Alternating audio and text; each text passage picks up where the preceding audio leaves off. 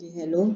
तो आपका स्वागत है नीट नेटवर्क चैनल पे। और ये जो नीट नेटवर्क चैनल है, ये चैनल बायोलॉजी के नोट्स आपको प्रोवाइड करता है। वन शॉट वीडियोस और लेक्चर्स जो हैं वो बायोलॉजी के आपको यहाँ मिलते हैं। तो आज का जो हमारा जो चैप्टर है वो है breathing and exchange of gases.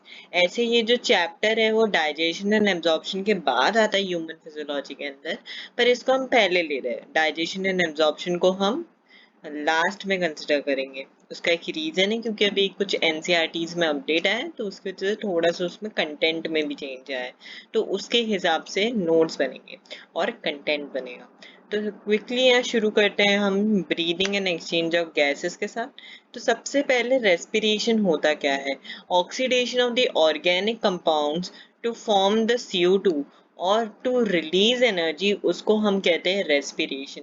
अब रेस्पिरेशन प्रोसेस में हमको पता चल गया कि ऑर्गेनिक कंपाउंड जो है, जैसे हमारे पास कार्बोहाइड्रेट्स है, ठीक है, उनका ऑक्सीडेशन हुआ in the presence of oxygen.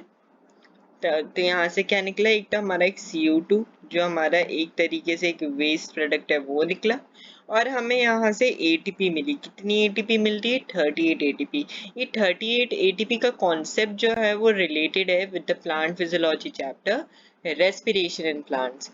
पर अभी उस चैप्टर को अभी प्लांट फिजियोलॉजी हमने शुरू नहीं किया है, अभी पहले हम इस पे फोकस करते हैं। तो सब अब ब्रीदिंग जो है एक रेस्पिरेशन का पार्ट है, और वो बहुत ही ज्यादा इंपॉर्टेंट है। कैसे? अब देखो, हमारे जो बॉडी सेल्स होते हैं ना, वो एक वेस्ट प्रोडक्ट प्रोड्यूस करते हैं जिसको हम बोलते हैं CO2। अब ये CO2 बॉडी के लिए एक वेस्ट प्रोडक्ट है, और बाहर का जो एनवायरनमेंट है उसमें प्रेजेंट है ऑक्सीजन। और हमारी बॉडी को ऑक्सीजन चाहिए ताकि वो ऑर्गेनिक कंपाउंड जैसे जो कार्बोहाइड्रेट है उसका ऑक्सीडेशन कर सके, ताकि एनर्जी मिले और उस एनर्जी से हम यूजफुल प्रोडक्ट्स बना सके। तो इसलिए जो ये O2 है, इसका एक्सचेंज होता है with the CO2 that is produced by the cell. So what is the breathing? It is nothing but the exchange of the atmospheric O2 with the CO2 produced by the cells. नहीं, ये हमने respiration और breathing समझ लिया। अब आते हैं हम रेस्पिरेटरी ऑर्गन्स पे। तो देखिए, जो रेस्पिरेटरी ऑर्गन्स है डिफरेंट डिफरेंट ऑर्गेनिजम्स में डिफरेंट हो सकते हैं। अब इसके दो बेसिस होते हैं, एक होता है हैबिट और एक होता है लेवल ऑफ ऑर्गेनाइजेशन। मतलब उस ऑर्गेनिज्म का कितना लेवल ऑफ ऑर्गेनाइजेशन। जैसे हमारे जो ह्यूमंस है उसका organ system level of organization है। जैसे स्पॉन्जेस हो गए, उनका सेल्यूलर लेवल होता है। कॉलनट्रेट्स टैनोफोर्स का टिश्यू लेवल होता है। प्लेटीहेलमिंथस का ऑर्गन लेवल होता है, ठीक है। एस्केलमिंथस का और उनका भी उनका ऑर्गन सिस्टम लेवल जितना होता है। तो उस लेवल ऑफ ऑर्गेनाइजेशन और उनका जो हैबिटेट है, उसके बेसिस पे उनके रेस्पिरेटरी ऑर्गन से उसके मैकेनिज्म प्रोड्यूस होते हैं। तो सबसे पहले हम देखते हैं जो स्पॉन्जेस हैं, कॉलनट्रेट्स और फ्लैटवर्म्स हैं, उनके अंदर रेस्पिरेशन होता है through the process of simple diffusion. Earth form में मॉइस्ट स्किन के थ्रू होता है। अच्छा, ये जो रेस्पिरेशन जो मॉइस्ट स्किन के थ्रू होता है, इसको क्यूटेनियस रेस्पिरेशन भी बोलते हैं, तो आप इसको याद रखिएगा। फिर इंसेक्ट्स में होता है ट्रैकियल ट्यूब्स के थ्रू। एक्वेटिक आर्थ्रोपॉड्स, मोलस्किस और फिशेज में ब्रांचियल रेस्पिरेशन होता है, ये गिल्स के थ्रू भी रेस्पिरेशन होता है। एम्फीबियंस, रेप्टाइल्स, एव्स और मैमल्स में पल्मोनरी रेस्पिरेशन होता है, या गिल्स के थ्रू भी रेस्पिरेशन होता है। तो आई थिंक ये क्लियर होगा आपको। तो अब हम आते हैं किस पे? ह्यूमन रेस्पिरेटरी सिस्टम पे। तो ह्यूमन रेस्पिरेटरी सिस्टम में सबसे पहले जो हम देखेंगे वो देखेंगे हम पाथवे ऑफ एयर। तो सबसे पहले आता है हमारा नॉस्ट्रिल्स। जो नॉस्ट्रिल्स है वो क्या है? जो नोज ओपनिंग्स है, जो आपके बाहर की नाक की जो दो ओपनिंग्स है उसको नॉस्ट्रिल्स बोलते हैं। तो एयर वहां नॉस्ट्रिल से जाती है नजल चेम्बर में, नजल चेम्बर से जाती है फैरनेक्स में। अच्छा, ये जो फैरनेक्स है क्या है? कॉमन पैसेज है फूड और एयर के लिए। It is a common passage for food and air. Air pharynx से लैंडनेक्स में जाती है। लैंडनेक्स हमारा वॉइस बॉक्स है। फिर लैंडनेक्स से आती है ट्रैकिया के अंदर। अच्छा, ये जो trachea divide at the fifth हो रहा है एक वर्टेब्रेटा। ये बहुत ही ज्यादा एक इंपॉर्टेंट लाइन है, और ये नीट के अंदर पूछा गया है 2-3 बार। ट्रैकिया से ब्रोंकस में हम देखो, ब्रोंकस में हमारी तीन कैटेगरी। पहले प्राइमरी ब्रोंकस से जाता है, प्राइमरी से सेकेंडरी में जाता है, सेकेंडरी से जो है ये टर्शियरी ब्रोंकस के अंदर जाता है, टर्शियरी ब्रोंकस से इनिशियल ब्रोंकाइल के अंदर, इनिशियल ब्रोंकाइल टर्मिनल ब्रोंकाइल के अंदर, टर्मिनल ब्रोंकाइल एल्वोलाई के अंदर। तो आई थिंक ये क्लियर है पाथवे, ठीक है। अब यहाँ आता है, इधर दो जोन्स बन जाते हैं, एक होता है कंडक्टिंग जोन और एक होता है रेस्पिरेटरी जोन। रेस्पिरेटरी जोन को आप एक्सचेंज जोन भी कह सकते हो। तो जो हमारा नॉस्ट्रल से लेके इनिशियल ब्रोंकाइल तक का सफर है, उसको उधर जो पार्ट है वो कंडक्टिंग जोन बनाता है। अच्छा, ये जो कंडक्टिंग जोन है, क्या इधर एक्सचेंज ऑफ गैसेस होती है? नहीं, यहाँ जो हमारा जो कंडक्टिंग जोन है, इधर कोई भी एक्सचेंज ऑफ गैसेस नहीं होती है, पर यहाँ ये बस कंडक्ट कराता है एयर को टिल दी रेस्पिरेटरी जोन। जो टर्मिनल ब्रोंकाई और जो एल्वोलाई है वो रेस्पिरेटरी जोन या एक्सचेंज जोन बनाते हैं। अच्छा, ये जो कंडक्टिंग जोन है इसके फंक्शंस क्या हैं? पहला है ह्यूमिडिफिकेशन ऑफ एयर, सेकंड है ट्रांसपोर्ट ऑफ एयर, थर्ड है trapped dust particles present in the inhaled air, और फोर्थ है bring the air up to the body temperature. और रेस्पिरेटरी जोन या एक्सचेंज जोन का फंक्शन क्या है? It help in the exchange of gases. तो मैं लिख देता हूँ कि ये जो रेस्पिरेटरी जोन है इसको हम एक्सचेंज जोन भी कह सकते हैं।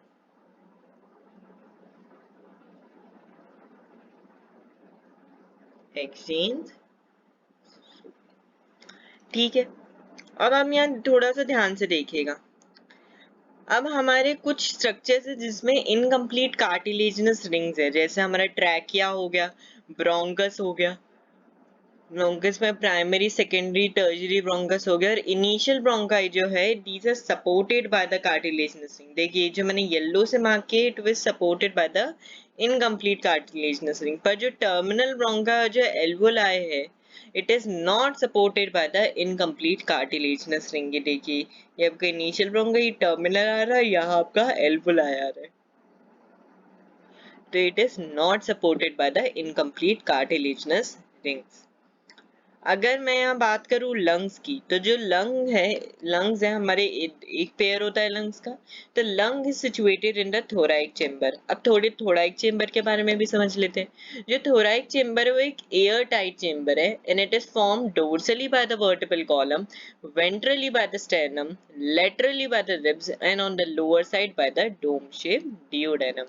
तो ये हमारे थोराइक चेम्बर के बारे में हो गया।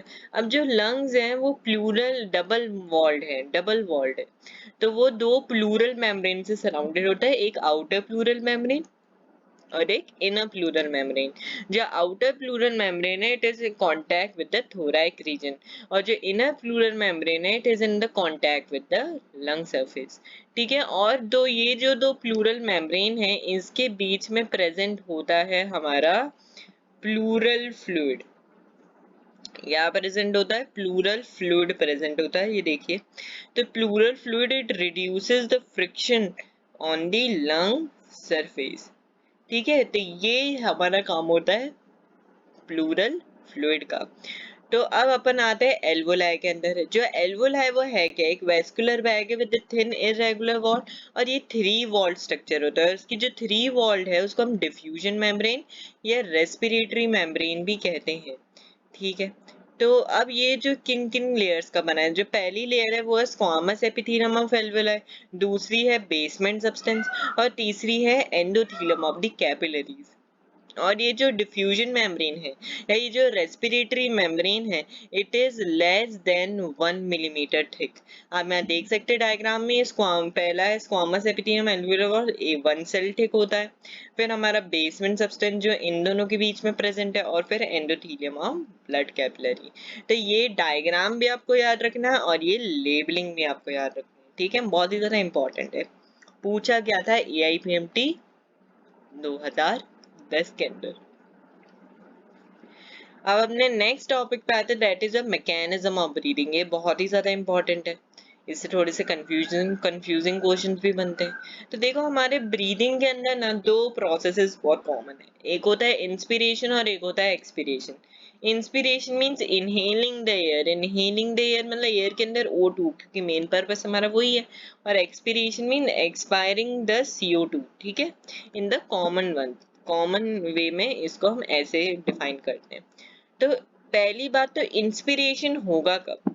Inspiration occur when the intrapulmonary pressure is less then the atmospheric pressure. अब हम यहाँ थोड़ा सा ध्यान से समझिएगा, ये हमारा लंग है। अब जब लंग के अंदर, जैसे मैं मानता हूँ बाहर 158 एटमॉस्फेरिक प्रेशर है, और जो बाहर है, ये जो लंग है, इसके अंदर कुछ 100 एटमॉस्फेरिक प्रेशर है फॉर द एग्जाम्पल पर्पसेस। तो क्योंकि जो लंग है उसके अंदर प्रेशर कम है और जो एटमॉस्फेरिक प्रेशर है वो ज्यादा है, तो जो गैस है वो हाई प्रेशर से लो पार्शियल प्रेशर पे जाएगी। तो ये होता है इंस्पिरेशन। तो इंस्पिरेशन कब होगा? When the intrapulmonary pressure is less then the atmospheric pressure. और इंट्रापल्मोनरी प्रेशर क्या है? Pressure with in the lungs. जब लंग्स के अंदर प्रेशर कम हो और बाहर प्रेशर ज्यादा हो, तो जो गैस है वो हाई प्रेशर से लो प्रेशर की तरफ मूव करेगी। तो इसी को इंस्पिरेशन कहते हैं। तो इंस्पिरेशन इसी कंडीशन में हो सकता है। अब इंस्पिरेशन होता कैसे है? जब इंस्पिरेशन होता है, there is a contraction of the diaphragm. Diaphragm का कॉन्ट्रैक्शन होगा, एक सेकेंड, नहीं मिट क्या, there is an contraction of the diaphragm. तो डायफ्राम का कॉन्ट्रैक्शन होगा तो क्या होगा? There will be increase in the volume of the thoracic chamber in the antero posterior axis. Antero posterior axis में जो एयर है वो इंक्रीज होगी। अब इससे क्या होगा? This will lead to the contraction of the external intercostal muscle. अब एक्सटर्नल इंटरकोस्टल मसल का कॉन्ट्रैक्शन होगा तो क्या होगा? It will lift up the ribs and the sternum. It will lift up the ribs and the sternum, and it will increase the volume of the thoracic chamber in the dorsal ventral axis. तो देखिए, diaphragm का contraction हुआ तो air का volume, थोराइक chamber का volume increase हुआ एंटीरियो posterior axis में। फिर उसकी वजह से एक्सटर्नल इंटरकोस्टल मसल्स का कॉन्ट्रैक्शन हुआ और उसकी वजह से क्या हुआ? It will lift up the ribs and stannum and it will increase the volume of thoracic chamber in the dorsal ventral axis। और उसकी वजह से it will increase the volume, increase the pulmonary volume. तो उससे pulmonary volume जो है वो increase होगा और इसकी वजह से क्या होगा कि जो प्रेशर है लंग्स के अंदर वो कम हो जाएगा और बाहर ज्यादा हो जाएगा और ये इंस्पिरेशन हो जाएगा। आप देख सकते हैं इस डायग्राम में, volume of thoracic increased, ribs and sternums raised, diaphragm get contract. तो air entering into the lungs. Expiration कब होता है? एक्सपीडिएशन तब होता है when intrapulmonary pressure is greater than the atmospheric pressure. तो अब एक्सपीडिएशन कब होगा? कि जब इंट्रापल्मोनरी प्रेशर क्या है? ज्यादा हो एटमॉस्फेरिक प्रेशर से। ठीक है, मतलब जो pressure with in the lungs है वो ज्यादा है एटमॉस्फेरिक प्रेशर से, तभी एक्सपीडिएशन हो सकता है। तो एक्सपीडिएशन में हम होता क्या है? Relaxation of the diaphragm and the intercostal muscle, decrease in the volume of the thoracic chamber and decrease in the pulmonary volume। पर इधर क्या होता है? जो abdominal muscles हैं उन वो contract करते हैं। तो आप यहाँ एक्सपीरिएशन में लिख सकते हो contraction of abdominal muscle, क्योंकि एक्सपीरिएशन में क्या होता है? एब्डोमिनल मसल का कॉन्ट्रैक्शन होता है। तो ये हमारी एक सिंपल कहानी थी किसके बारे में? इंस्पिरेशन और एक्सपीरिएशन के बारे में। ठीक है, तो आई थिंक ये समझ आ गया होगा आपको। तो एक्सपीरिएशन में air expelled from the lungs. तो इसी के बेस पे हमारी होती कुछ respiratory volumes and respiratory capacities.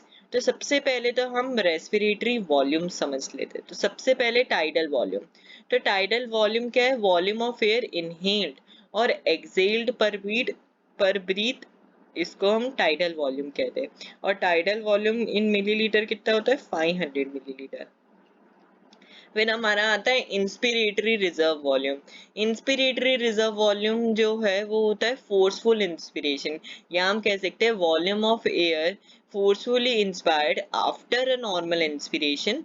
तो उसको हम कहते हैं इंस्पिरेटरी रिजर्व वॉल्यूम। इसकी जो वैल्यू होती है मिलीलीटर में 2500 to 3000 मिलीलीटर होती है। फिर आती है हमारी एक्सपिरेटरी रिजर्व वॉल्यूम।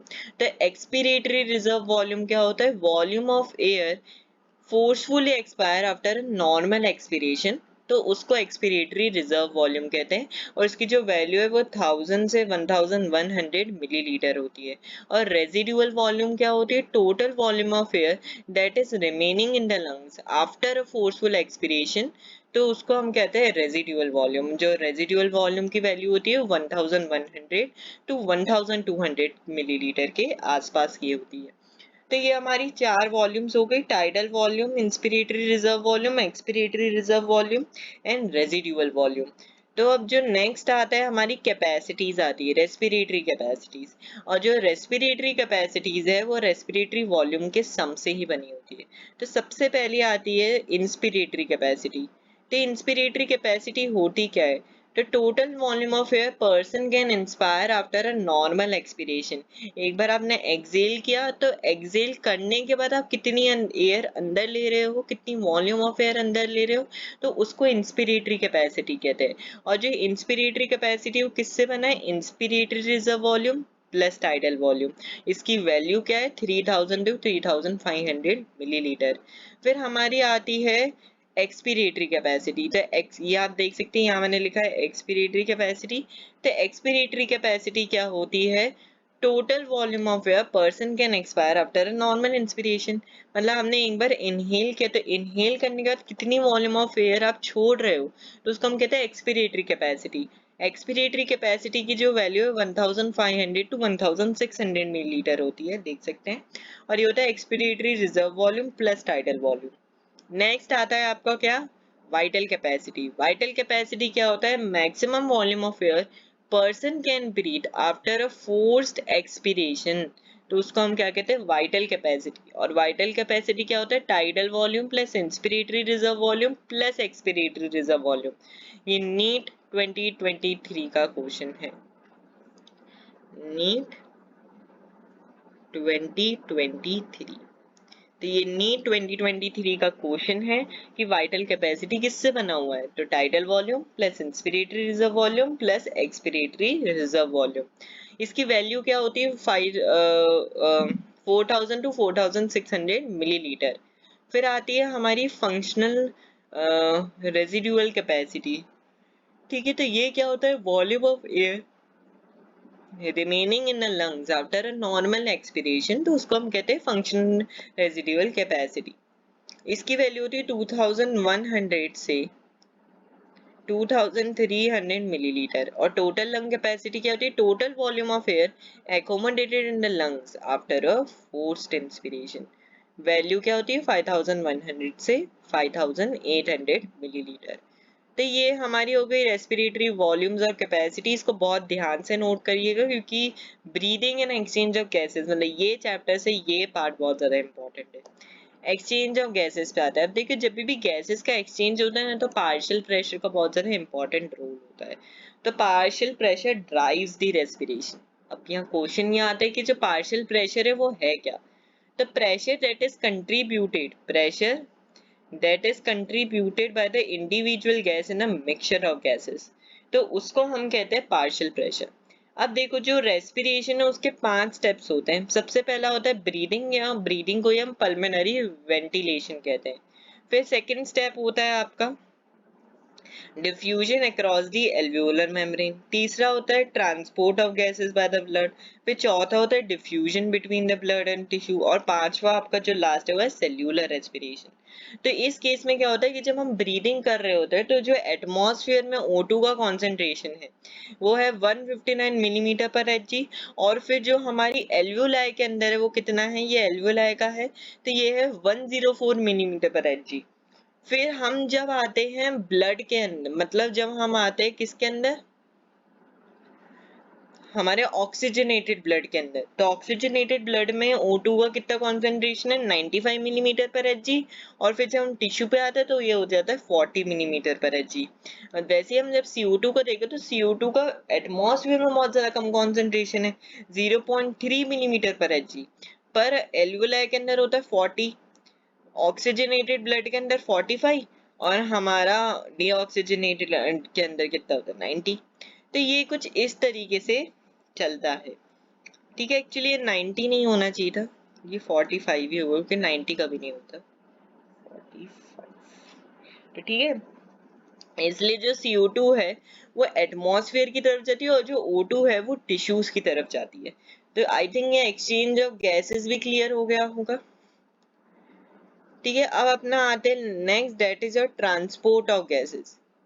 तो सबसे पहले हम यहाँ देखते हैं ऑक्सीजन का।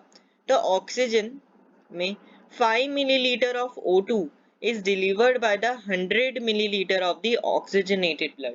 तो ये बात याद रखना है कि जो 5 milliliter of O2 है it is delivered by the 100 milliliter of the oxygenated blood, और जो 3% blood है it is dissolved in the plasma। 97% blood is carried as a oxyhemoglobin। Binding of O2 with the hemoglobin is primarily related to the PO2। अच्छा, ये आप यह देख सकते हैं ऑक्सीजन डिसोसिएशन कर्व है। ठीक है, ये और ये किसके बीच में प्लॉट किया गया ऑक्सीजन डिसोसिएशन कर्व?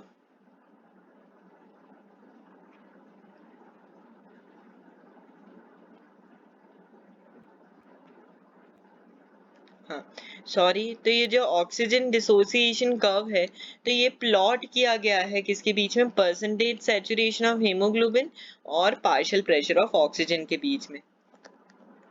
ठीक है, तो हमारा आता है हाई। अब यहाँ कुछ पैरामीटर्स भी देख लेते हैं कब ये जो ऑक्सीजन डिसोसिएशन कर्व आप देख सकते हैं, एक सिग्मॉइड कर्व है। ये कैसा कर्व है? ये एक सिग्मॉइड कर्व है। तो इसमें कुछ फैक्टर्स होते हैं, मतलब ये कर्व लेफ्ट कब जाएगा तो क्या होगा और ये कर्व राइट जाएगा तो क्या होगा। अगर ये जो कर्व है वो लेफ्ट जाता है और राइट जाता है तो उसकी बात करेंगे। देखिए, अगर हमारा कॉन्सेंट्रेशन जो है, अगर हमारे पास हाई PO2 है, लो PCO2 है, हाई H+ कॉन्सेंट्रेशन और हाई टेम्परेचर है, तो मतलब हमारा यहाँ एसोसिएशन होगा। तो एसोसिएशन एल्वोलाई में होगा। ठीक है, तो जब हमारा कर्व लेफ्ट जाता है तो एसोसिएशन होता है और राइट जाता है तो डिसोसिएशन होता है। तो डिसोसिएशन O2 का कब होगा? जब लो PO2 हो, हाई PCO2 हो, लो हाई H+ कॉन्सेंट्रेशन हो और हाई टेम्परेचर हो, तब होगा। तो ये देख सकते हैं। ठीक है, अब मैंने यहाँ O2 की तो बात कर ली, अब मैं CO2 की भी बात कर लेता हूँ। तो CO2 में क्या होता है कि जो 4 मिलीलीटर है CO2 का, it is delivered to the alveoli by 100 milliliter of the deoxygenated blood, 7% dissolved in the plasma, 20 to 25% as carbinohemoglobin, binding to the CO2 with hemoglobin related to PCO2 as well as to the PO2। तो ये बात आपको याद रखनी है। एक important note इसमें ये आता है, अच्छा आपको ये आप देख लेना एसोसिएशन डिसोसिएशन का, इसके लिए भी एक सिमिलर पैटर्न ही होता है पर इसमें टिश्यू से लंग्स की तरफ जाते हैं। एक इम्पॉर्टेंट नोट मैं आपको बताना चाहूंगा इधर कि जो ईच हीमोग्लोबिन मॉलिक्यूल है कैरीज और bind 4 oxygen molecule in a reversible manner. Maximum CO2 transported as a bicarbonate ion facilitated by the enzyme carbonic anhydrase। और जो ये कार्बोनिक एनहाइड्रेज है एग्जिस्ट ज्यादा करता है आरबीसी के अंदर देन इन द प्लाज्मा। आप ये रिएक्शन देख सकते हैं, उससे समझ सकते हैं। अब अपना आते हैं लास्ट टॉपिक, जो हम चैप्टर के एंड की तरफ आ गए। अब आता है रेगुलेशन ऑफ रेस्पिरेशन और डिसऑर्डर्स। तो रेगुलेशन ऑफ रेस्पिरेशन, तो हमारे टोटल 4 सेंटर्स होते हैं, प्यूनोमोटैक्सिक सेंटर, केमोसेंसिटिव एरिया, एरोटिक रिसेप्टर्स और कैरोटिक रिसेप्टर्स। इनकी लोकेशन क्या है? प्यूनोमोटैक्सिक सेंटर पॉन्स में लोकेटेड है, केमोसेंसिटिव एरिया मेडुला ऑब्लांगेंटा में लोकेटेड है, और आर्टिक रिसेप्टर्स आर्टिक आर्क में लोकेटेड है, और कैरोटिड रिसेप्टर एक ब्रेन की नर्व, ब्रेन की आर्टरी कैरोटिड आर्टरी में प्रेजेंट है। अच्छा, यहाँ ये प्यूनोमोटैक्सिक सेंटर का फंक्शन क्या है? It reduces the duration of inspiration. और बाकी जो केमोसेंसिटिव एरिया, एरोटिक रिसेप्टर्स है और ये कैरोटिड रिसेप्टर्स है, ये एक रेस्पिरेटरी एडजस्टमेंट्स में हेल्प करते हैं। अच्छा, ये किस किस के सेंसिटिव है? केमोसेंसिटिव एरिया ये सिर्फ और सिर्फ किसके लिए? केमोसेंसिटिव एरिया आर्टिक आर्च के लिए है और हमारे कैरोटिड रिसेप्टर्स के लिए है। क्या, अगर हमारा हाई PCO2 है और हाई H प्लस कॉन्सेंट्रेशन है, तभी ये केमोसेंसिटिव एरिया, आर्टिक रिसेप्टर्स और कैरोटिड रिसेप्टर्स ओपन होते हैं। ये क्या इन्फ्लुएंस करते हैं, मेडुला ऑब्लांगेटा में एक रेस्पिरेटरी रिदम सेंटर है, तो ये उसको इन्फ्लुएंस करते हैं। तो ये हमारा रेगुलेशन ऑफ रेस्पिरेशन हो गया। अब आते हैं डिसऑर्डर्स ऑफ द रेस्पिरेशन में। सबसे पहला आता है asthma. It lead to inflammation of the bronchi and bronchioles, और कैरेक्टरिस्टिक क्या है, व्हीजिंग साउंड है। एम्फाइजेमा क्या है, it lead to the alveolar wall damage, और कैरेक्टरिस्टिक है रेस्पिरेटरी सरफेस डिक्रीज हो जाता है। और ये किस में ज्यादा पाया जाता है, कोरियोनिक सीक्रेट स्मोकर्स, जो बहुत ज्यादा सीक्रेट पीते हैं, तो उनमें एम्फाइजेमा होना बहुत ज्यादा कॉमन है या हो सकता है। हमारा एक और होता है ऑक्यूपेशनल रेस्पिरेटरी डिसऑर्डर। इसमें क्या होता है, lungs get damage in the respiratory occupational respiratory disorder, और इसका कैरेक्टरिस्टिक फाइब्रोसिस है। Fibrosis means inflammation of lungs. इसके प्रोटेक्शन क्या है, mask gives the protection to the workers engaged in the industries that are involved in the dust producing, grinding and stone breaking. तो यहाँ ऐसे worker जो हमारे dust producing grinding industries में work करते हैं, तो ये ज्यादा कॉमन होते हैं ऑक्यूपेशनल रेस्पिरेटरी डिसऑर्डर के। टू प्रिवेंट इट, मास्क पहनना बहुत ज्यादा जरूरी है। अच्छा, हमारे पास दो ऑक्यूपेशनल रेस्पिरेटरी डिसऑर्डर्स कॉमनली पाए जाते हैं। एक होता है एस्बेटोसिस और एक होता है सिलिकोसिस। एक होता है सिलिकोसिस और एक होता है एस्बे टोसिस। तो ये दोनों नाम बहुत ज्यादा कॉमन है और ये पूछा भी गया है नीट में। तो इन दिस में हमने ये चैप्टर जो है खत्म कर दिया, breathing and exchange of gases. आप ये नोट्स को प्रेफर करिएगा। इस नोट्स में हर एक चीज मैंने इस चैप्टर के लिए जो इम्पोर्टेंट है और जो नीट में पूछा गया वो सब की सब मैंने इसमें कवर अप कर दिया है। Thank you for watching this video. Subscribe this channel and be updated.